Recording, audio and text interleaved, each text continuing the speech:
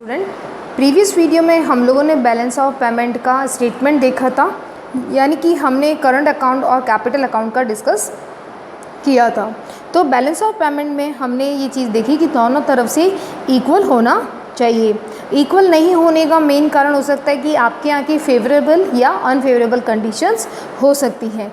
तो आज हम डिस्कस कर रहे हैं कुछ इम्पॉर्टेंट फैक्ट पे, जिससे हमें पता चले कि भुगतान संतुलन सदैव संतुलित रहता है। चलिए डिस्कस करते हैं कि इसके मेन कारण क्या है। तो मेन इसका है view of the principle of accountancy, यानी कि अगर हम लोग लेखांकन के सिद्धांत को मानते हैं तो उसके अकॉर्डिंग बीओपी की दोनों साइड इक्वल होनी चाहिए।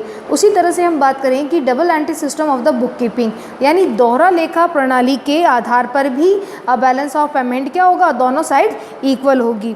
क्योंकि दोहरा लेखा प्रणाली में these are always equal to each other debit and credit side, क्योंकि उसमें हम क्या करते हैं कि प्रत्येक सौदे को हम डेबिट और क्रेडिट दो प्रविष्टियाँ करते हैं और ये दोनों सदैव एक दूसरे के बराबर होती हैं।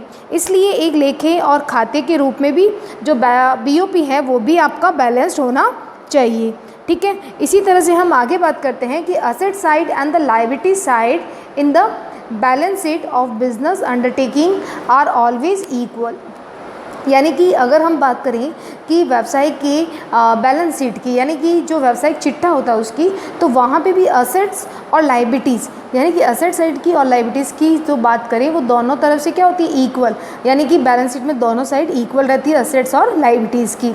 Similarly the receipt side and the payment side of business of payment are also always equal. इसी तरह से हम कह सकते हैं कि इसी के समान जो बीओपी होता है उसके भुगतान और उसकी प्राप्ति दोनों साइड इक्वल होनी चाहिए। तो अगर हम ओवरऑल बात करें तो हम कह सकते हैं कि लेखा शास्त्र की दृष्टि से किसी देश का भुगतान संतुलन विवरण एक व्यावसायिक प्रतिष्ठान के, यानी कि बैलेंस शीट के समान होता है, यानी कि इसका कंपैरिजन बीओपी का किससे किया है, बैलेंस शीट से किया है। जिस प्रकार व्यावसायिक प्रतिष्ठान के बैलेंस शीट में असेट्स और साइड दोनों, असेट और लायबिलिटीज़ दोनों सदैव बराबर होते हैं, ठीक उसी समान हमारे देश का जो भुगतान संतुलन होता है उसकी रिसिप्ट साइड और उसकी पेमेंट साइड दोनों क्या रहेंगी, इक्वल रहेगी। अब हम बात करते हैं कि if it is assume that due to any reason BOP is not equilibrium, यानी कि अगर हम बात माने कि किसी कारण से आपका जो बीओपी है यानी भुगतान संतुलन है वो अगर किसी कारणवश से संतुलन में नहीं है तो हम क्या करेंगे, मतलब क्या क्या कंडीशंस ऐसी हो सकती हैं। तो सिंपल है कि अगर जब वो इक्वल नहीं होगा तो हम उसे इक्वल करेंगे। तो इक्वल करने के लिए हमें कुछ पॉइंट का आपको ध्यान रखना ज़रूरी होगा। जैसे बात करते हैं कि balance of current account, balance of current account may be either favourable और अनफेवरेबल। अगर हम बात करें कि चालू खाता है, चालू खाते का शेष अनुकूल या प्रतिकूल हो सकता है, यानी कि या तो क्या होगा, रिसिप्ट साइड ज़्यादा होगा तो फेवरेबल कंडीशन होगी, अनफेवरेबल कब होगा, जब आपका पेमेंट साइड ज़्यादा होगा। तो देखिए यहाँ फेवरेबल कब आता है, जब हमारे पास प्राप्तियाँ बहुत ज़्यादा आई है, हमारे देश में बहुत ज़्यादा रिसिप्ट्स हैं तो हमारे लिए फेवरेबल होगा। लेकिन हमें क्या करना है, इक्वल करना है, हमें तो इक्वल करना था, बट यहाँ पे कंडीशन क्या हो रही है, फेवरेबल का मतलब क्या होता है, रिसिप्ट आपकी ज़्यादा है कंपैरिजन टू पेमेंट के।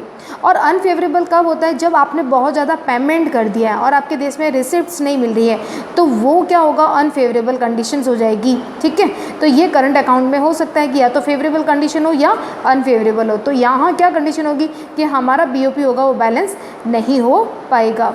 अगर हम बात करें कि if current account is favourable, अगर हम बात करें कि चालू खाता आपका अनुकूल है, then loan are provide to foreign countries और गोल्ड इज़ इम्पोर्ट। अगर हम बात करें कि हमारे देश का जो रिसिप्ट्स है वो ज़्यादा है, किसके कंपैरिजन में, पेमेंट के कंपैरिजन में, यानी पेमेंट कम है और रिसिप्ट ज़्यादा है, आपको प्राप्तियाँ ज़्यादा मिली है, तो आपके देश में ये कैपेसिटी, या हम कह सकते हैं कैपेबल हो गया है कि हम दूसरी फॉरेन कंट्रीज़ को लोन प्रोवाइड कर सकते हैं। क्यों कर सकते हैं, क्योंकि हमारे पास में रिसिप्ट ज़्यादा है, फॉरेन रिजर्व ज़्यादा है, तो हम दूसरे देशों को क्या कर सकते हैं, लोन दे सकते हैं। तो अगर हम लोन देंगे तो हमारा रिसिप्ट साइड क्या हो जाएगा, कम हो जाएगा, और वो किसके बराबर हो जाएगा, पेमेंट साइड के। ठीक है। दूसरा रीज़न क्या हो सकता है कि अगर हमारे पास में रिसिप्ट ज़्यादा है यानी फॉरेन रिजर्व ज़्यादा है तो हम क्या करेंगे, गोल्ड का इंपोर्ट करेंगे यानी गोल्ड को अपने देश में आयात करेंगे। जब हम सोने को अपने देश में मंगाएंगे या गोल्ड को हम इंपोर्ट करेंगे तो इंपोर्ट करने पर आपको क्या करना पड़ेगा, फॉरेन करेंसी देना होगा, जिससे फॉरेन करेंसी क्या चली जाएगी बाहर, तो आपकी जो रिसिप्ट ज़्यादा थी वो किसके बराबर हो जाएगी, पेमेंट के साइड में।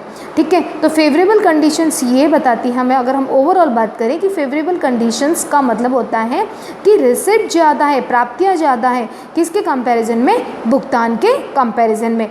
तो हमें इस पेमेंट के बराबर में अपने रिसिप्ट्स को लाना होगा।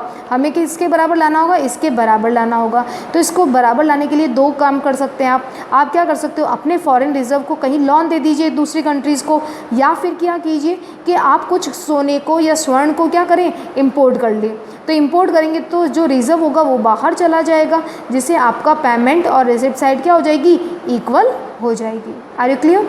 सेकंड, अगर हम मानते हैं if the current account is unfavourable, अगर हमारा चालू खाता है वो आपके क्या है, प्रतिकूल है, balance, right.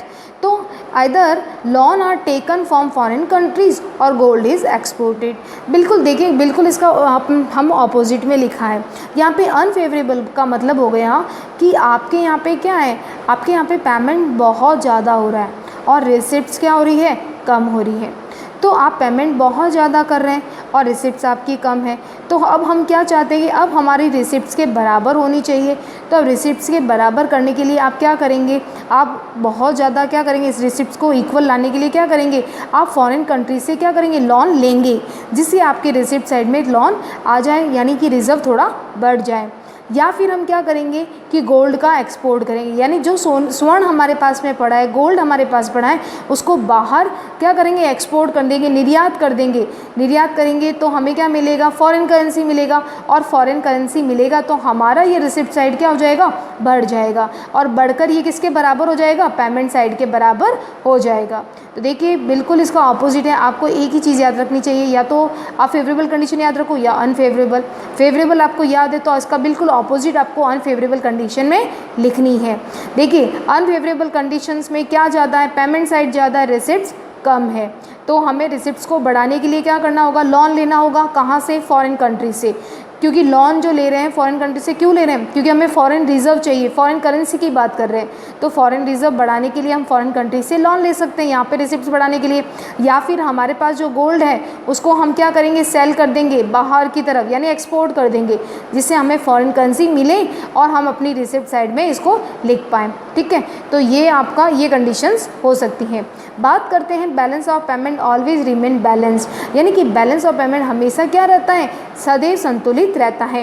As a result of adjustment effect due to the conditions of current account, short term investment in capital account, foreign loan और movement of gold, hence this statement is correct. यानी कि आपका statement क्या था कि the balance of payment always balance, यानी कि भुगतान संतुलन सदैव संतुलित रहता है। तो ये पॉइंट क्या कह रहा है कि चालू खाते की स्थितियाँ तथा पूंजी खाते में अल्पकालिक विनियोग और विदेशी ऋणों या गोल्ड के जो हम एक्सपोर्ट इंपोर्ट करेंगे, उन एडजस्टमेंट के फलस्वरूप बीओपी जो है वो हमेशा क्या हो जाएगा, बैलेंस्ड हो जाएगा। तो हमारा जो स्टेटमेंट है वो क्या कहेंगे कि वो स्टेटमेंट करेक्ट है। कौन सा स्टेटमेंट था कि the balance of payment always balance, यानी कि हम बैलेंस लाने के लिए क्या क्या करें कि भाई करंट अकाउंट फेवरेबल अनफेवरेबल को हमने अभी आपको बताया कैसे इक्वल करना है। ठीक है, शॉर्ट टर्म इन्वेस्टमेंट करके हम क्या कर सकते हैं, अपने बैलेंस ऑफ पेमेंट को इक्वल कर सकते हैं। और दूसरा फॉरेन लोन अभी आपको बताया था, गोल्ड का ट्रांजैक्शंस आपको बताया, इन सभी कारण से हम क्या कर सकते हैं, बैलेंस ऑफ पेमेंट को इक्वल कर सकते हैं। Are you clear this point. Next आज हम दो इम्पॉर्टेंट वर्ड की बात कर रहे हैं जो कि आपके बीओपी में बहुत इम्पॉर्टेंट है।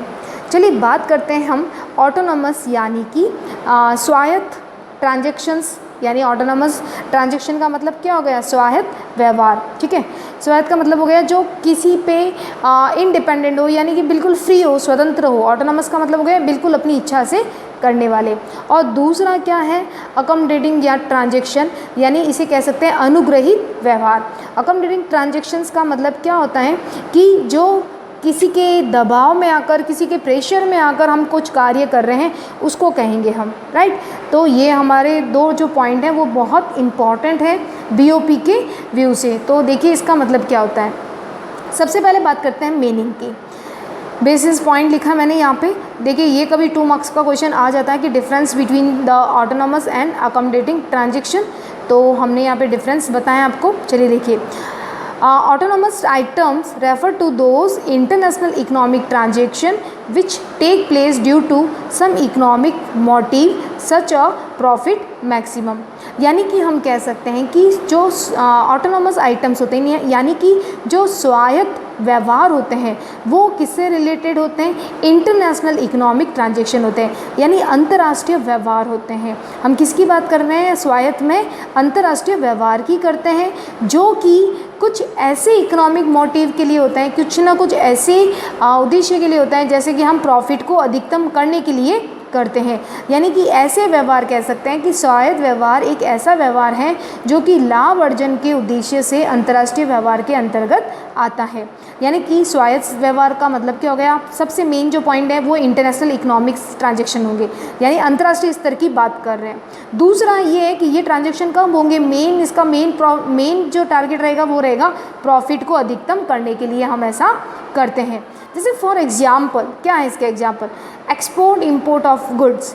हम देखिए ये कर रहे हैं एक्सपोर्ट और इंपोर्ट ऑफ गुड्स, यानी कि एक देश से दूसरे देश में क्या कर रहे हैं? या तो माल को मंगा रहे हैं या उसको भेज रहे हैं, यानी या तो हम एक्सपोर्ट कर रहे हैं या इंपोर्ट कर रहे हैं, राइट। या फिर सर्विसेज प्रोवाइड कर रहे हैं, या तो सर्विसेज हम अपने देश में मंगा रहे हैं, इंपोर्ट कर रहे हैं, या सर्विसेज को बाहर दे रहे हैं। या फिर यूनिलिटरल ट्रांसफ़र, जो मैंने करंट अकाउंट में बताया था। ये तीनों पार्ट किसके हैं? Export, import, services, unilateral transfer, it's a part of current account. तो करंट अकाउंट में हमने पढ़ा था कि चालू खाते में ये सारे व्यवहार आते हैं। ये सारे व्यवहार हम करते क्यों हैं? प्रॉफिट अर्जन करने के लिए, कुछ ना कुछ लाभ कमाने के लिए। हम एक्सपोर्ट क्यों करते हैं? फॉरेन करेंसी अर्निंग करने के लिए। इंपोर्ट क्यों करते हैं? कि अगर हम लोग कुछ गुड्स का मैन्युफैक्चरिंग नहीं कर पाते तो हम उसका क्या करेंगे? इंपोर्ट करेंगे। सर्विसेज का हम देखते हैं कि कुछ प्रोफेसर्स की सर्विसेज लेते हैं, हम कुछ डॉक्टर्स की सर्विसेज लेते हैं अपने देश में। क्यों? ताकि हम लोग और अच्छे से अपने एजुकेशन सिस्टम को इम्प्रूव कर पाएँ, ठीक है, या हमारी हेल्थ सेक्टर है उसको इम्प्रूव कर पाएँ। यूनिलिटरल ट्रांसफ़र, इसे वन साइडेड ट्रांसफ़र भी कहते हैं। तो ये सारे ट्रांजैक्शन भी प्रॉफिट के मेन से होते हैं। जैसे बोरोइंग मतलब हम उधार ले रहे हैं, या फिर लैंडिंग हम दे रहे हैं किसी को, तो देंगे तो हमें इंटरेस्ट रिसीव होगा। बोरोइंग हम ले रहे हैं क्योंकि हमें डेवलपमेंट करना है अपने देश में, एंड अब्रॉड एटसेट्रा। यानी कि जो हम मेन ऑटोनॉमस ट्रांजैक्शन की अगर ओवरऑल बात करें तो ऑटोनॉमस ट्रांजैक्शन क्या हो गया कि एक ऐसे सौदे होते हैं जो भुगतान संतुलन के मदों के आकार को ध्यान में रखे बिना होते हैं, यानी कि जो बिल्कुल फ्रीली होते हैं। और हम कह सकते हैं कि जो बस ट्रांजैक्शन होते हैं जिनका मेन ऑब्जेक्ट क्या होता है? लाभार्जन, यानी कि प्रॉफिट कमाना इनका मेन उद्देश्य होता है। ये व्यवहार किसी भी बॉन्ड में या किसी की बाध्यता में आकर नहीं किए जाते हैं, ये बिल्कुल क्या किए जाते हैं? फ्रीली किए जाते हैं। या अगर हम बात करें सिंपल सी लैंग्वेज में, तो भुगतान संतुलन के चालू खाते के सभी मध्य और पूंजी खाते में दीर्घकाल विनियोग, दीर्घकाल ऋण, ये सभी ऑटोनॉमस ट्रांजैक्शन के आइटम्स होंगे, जिसे शॉर्ट में मैंने यहाँ लिख दिया है। तो ऑटोनॉमस आइटम्स क्या हो गए? जो इंटरनेशनल लेवल पे ट्रांजैक्शन होते हैं, जो प्रॉफिट अर्जन करने के लिए किए जाते हैं। बात करते हैं अकोमोडेटिंग ट्रांजैक्शन की, यानी अनुग्रहित या इसे कहते हैं प्रेरित, अनुग्रही या प्रेरित व्यवहार। चलिए, अकोमोडेटिंग ट्रांजैक्शन का मतलब क्या होता है? Accommodating items refer to the transaction that are undertaken to cover deficit and surplus in autonomous transaction. देखिए, जो अनुग्रहित या प्रेरित व्यवहार होते हैं ना, वो हमें करने पड़ते हैं, यानी कि हमारे ऊपर प्रेशर है। क्यों? क्योंकि अगर आपके स्वायत्त, यानी कि जो हमने ऑटोनॉमस की बात करी थी, ऑटोनॉमस व्यवहार में अगर कोई सरप्लस ज़्यादा है, यानी कि आधिक्य ज़्यादा है, या डेफिसिट यानी मतलब कुछ घाटा वाटा है, तो उसको कवर करने के लिए हम ये ट्रांजैक्शन करते हैं। अगर आपके ये दोनों ही डेफिसिट और सरप्लस नहीं है, आपके ऑटोनॉमस ट्रांजैक्शन में कुछ भी प्रॉब्लम नहीं है, तो हमें ये अकोमोडेटिंग ट्रांजैक्शन करने की आवश्यकता नहीं होगी। हम ये क्यों कर रहे हैं? क्योंकि अगर आपके ऑटोनॉमस ट्रांजैक्शंस में कुछ प्रॉब्लम आ गई है, या तो डेफिसिट है या सरप्लस है, तो उसको कवर करने के लिए जो ट्रांजैक्शन, उसको पूर्ण करने के लिए जो ट्रांजैक्शन किए जाते हैं, वो कहलाते हैं अनुग्रहित या प्रेरित व्यवहार। राइट। तो अनुग्रहित या हम कह सकते हैं प्रेरित व्यवहार कौन से सौदे हो गए, जो लाभार्जन के उद्देश्य से नहीं किए जाते हैं, जो प्रॉफिट के बेस पे नहीं किए जाते हैं, ये सिचुएशन के आधार पर किए जाते हैं। और कौन सी सिचुएशन या कौन सी स्थिति की बात कर रहे हैं, ऑटोनॉमस ट्रांजैक्शन में अगर कोई डेफिसिट और सरप्लस आ गया है उसको कवर करने के लिए, उस स्थिति को कवर करने के लिए हम ये ट्रांजैक्शन कर रहे हैं। Are you clear this point? Then इसके एग्जाम्पल क्या है, for example purchase and sale of foreign currency.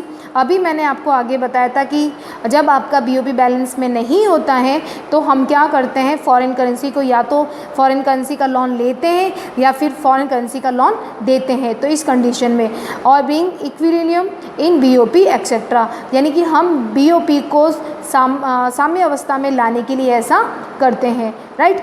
तो हम बात करें कि अगर इन मीनिंग की, तो autonomous main object is a profit earning या प्रॉफिट मैक्सिमम। देन यहाँ का क्या होगा कि हम यहाँ पे क्या कर रहे हैं कि cover the deficit and surplus in autonomous transaction. ये मेन क्या काम है इसका कि जो भी ऑटोनॉमस ट्रांजैक्शन में जो सरप्लस या डेफिसिट आ गए उसको पूरा करना ज़रूरी होता है उसके लिए, राइट। नेक्स्ट बात करते हैं इसके डिफरेंस की। इसका दूसरा डिफरेंस है नेचर यानी प्रकृति। इंडिपेंडेंट ट्रांजैक्शन, इंडिपेंडेंट ट्रांजैक्शन का मतलब है आपकी इच्छा पे ये स्वतंत्र होते हैं। स्वतंत्र मतलब है आपके देश में बहुत ज़्यादा प्रोडक्शन हो रहा है तो आप एक्सपोर्ट करोगे, आपको लगता है कि नहीं हमारे यहाँ पॉपुलेशन ज़्यादा है हमें कुछ इंपोर्ट करना चाहिए तो आप इंपोर्ट करेंगे।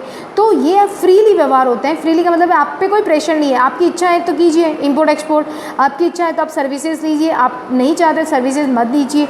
तो ये मतलब आपके बिल्कुल फ्री रहता है, स्वतंत्र रहता है। कौन से?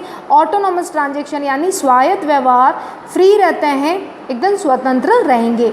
जबकि ये क्या होता है डिपेंडेंट ट्रांजैक्शन, यानी ये किसी न किसी पर निर्भर रहते हैं। क्यों निर्भर रहते हैं कि अगर आपके ऑटोनॉमस ट्रांजैक्शन में कोई प्रॉब्लम आ रही है कि बहुत घाटा चल रहा है या बहुत आधिक्य आ रहा है तो उसे पूरा करने के लिए हम ज़बरदस्ती या बाध्यता रूप से इसको करते हैं। तो ये किस पे डिपेंड है कि भाई ये ऑटोनॉमस के व्यवहार पर डिपेंड है। अगर ऑटोनॉमस ट्रांजैक्शन में प्रॉब्लम आ रही है तो हम इसको करेंगे, ठीक है। तो ये किस पे डिपेंड हो गई, ये निर्भर करते हैं स्थिति पर कि सिचुएशन कैसी है। अगर सिचुएशन सही नहीं है तो हम अकोमोडेटिंग ट्रांजैक्शन करेंगे, अगर सिचुएशन सही है तो हम नहीं करेंगे। तो फ्रीली कौन हुआ? ऑटोनॉमस। जो नाम से ही पता चलता है कि ऑटोनॉमस अपनी इच्छा से करने वाला, तो वो फ्रीली होंगे। और अकोमोडेटिंग ट्रांजैक्शन का मतलब हो गया कि जो डिपेंडेंट है, जो निर्भर है, वो अगर पहले वाली सिचुएशन होगी तो ये होगा वरना नहीं। अदर नेम यानी अन्य नाम। Above the line item of BOP, यानी कि इसे एक अन्य नाम से भी बुलाया जाता है कि ये बीओपी के जो लाइन होती है उसके ऊपर के आइटम्स मध्य कहलाती हैं। हमने करंट अकाउंट, कैपिटल अकाउंट बनाया था, तो ये सारे किस में इंक्लूड होते हैं? बीओपी की ऊपर वाली लाइन में, यानी कि above the line items of BOP. ऊपर की लाइन वाले ट्रांजैक्शन कौन से कहलाएंगे? ऑटोनॉमस ट्रांजैक्शन, स्वायत्त व्यवहार, right. Below the line item of BOP, क्योंकि इसे below the line of item of BOP क्यों कहते हैं? क्योंकि ये बीओपी के नीचे आते हैं। तो नीचे क्यों आ रहे हैं? क्योंकि हम अगर ऊपर कोई इक्वल नहीं हो पा रहा है, यानी फेवरेबल अनफेवरेबल कंडीशन है या हमारे रिसिप्ट ज़्यादा है, पेमेंट साइज ज़्यादा है, तो हम इसको पूरा इक्वल लाने के लिए ये ट्रांजैक्शन करते हैं। तो इसीलिए इसे कहते हैं below the line item of BOP, यानी कि ये नीचे की तरफ आइटम आएंगे और जो ये ऑटोनॉमस वाले रहेंगे ये ऊपर की तरफ आएंगे। क्योंकि करंट अकाउंट, कैपिटल अकाउंट, ये करंट अकाउंट, कैपिटल अकाउंट में जब कोई प्रॉब्लम आती है, जब वो दोनों इक्वल नहीं होते हैं, तो हम अकोमोडेटिंग ट्रांजैक्शन करते हैं। अगर हमारा बीओपी इक्वल है, ऑलरेडी इक्वल है, तो हमें करने की आवश्यकता ही नहीं होगी, यानी हमें below the line item BOP को कुछ लिखने की आवश्यकता नहीं होगी। लेकिन हमारे अगर बीओपी में अनफेवरेबल या फेवरेबल कंडीशन आती है, then we use to accommodating transaction, right. Main है लास्ट पॉइंट हम कह सकते हैं कॉजेज ऑफ बीओपी इम्बैलेंस। देखिए ये कारण होते हैं ऑटोनॉमस ट्रांजैक्शन बीओपी के असंतुलन के कारण। असंतुलन का मतलब है कि जब हम करंट अकाउंट, कैपिटल अकाउंट में ट्रांजैक्शन लिखते हैं, उस लिखने के कारण ही कभी ज़्यादा आ जाती है रिसिप्ट साइड, कभी पेमेंट साइड ज़्यादा आ जाती है। तो बीओपी में जो असंतुलन होता है उसका कारण कौन होता है? ऑटोनॉमस। क्योंकि ऑटोनॉमस में ही तो हम रिसिप्ट और पेमेंट के सारे आइटम्स लिखते हैं, करंट अकाउंट, कैपिटल अकाउंट के। जबकि ये क्या कर रहा है? ये कर रहा है करेक्ट द बीओपी बैलेंस, यानी कि ये हमारी बीओपी के बैलेंस को करेक्ट कर रहा है, यानी इक्वल कर रहा है। कौन? Accommodating transaction. और ये इक्वल करने का काम कौन करता है? सेंट्रल बैंक, यानी कि केंद्रीय bank. Are you clear this point? यानी कि अगर हम बात करें ओवरऑल ऑटोनोमस ट्रांजैक्शन और अकोमोडेटिंग ट्रांजैक्शन, तो अकोमोडेटिंग ट्रांजैक्शन कौन से हो गए? जो कैपिटल, जो करंट अकाउंट और कैपिटल अकाउंट को प्रेजेंट करते हैं, राइट। अगर इन दोनों का जो है वो इक्वल आना चाहिए। अगर ये दोनों इक्वल नहीं आते हैं तो हम एक क्या करते हैं? अकोमोडेटिंग ट्रांजैक्शन करते हैं। अकोमोडेटिंग ट्रांजैक्शन का मतलब हो गया कि या तो आप लोन लेंगे, या तो आप लोन लेने वाली कंडीशन में, या फिर लोन देने की कंडीशन में, या फिर आप गोल्ड को क्या करेंगे? इंपोर्ट करेंगे या एक्सपोर्ट करेंगे। तो ये कंडीशन आती है लाइन के नीचे, that's called to below the line items of BOP. और ये लाइन के ऊपर होते हैं दोनों सी, current account and capital, that's called to above the line items of BOP. तो ये मेन डिफरेंस होता है ऑटोनोमस में और अकोमोडेटिंग ट्रांजैक्शन में। तो आपको ये क्लियर हुआ होगा, क्योंकि ये मेन इंपॉर्टेंट चीज़ है बीओपी का। तो यहाँ स्टेटमेंट जो था हमारा प्रीवियस वीडियो का, यहाँ वो बिल्कुल स्टेटमेंट आपके कंप्लीट होता है। नेक्स्ट हम इसके कॉजेस पढ़ेंगे, कारण, और उसको सही करने के इसके उपाय बीओपी के, राइट। Thank you.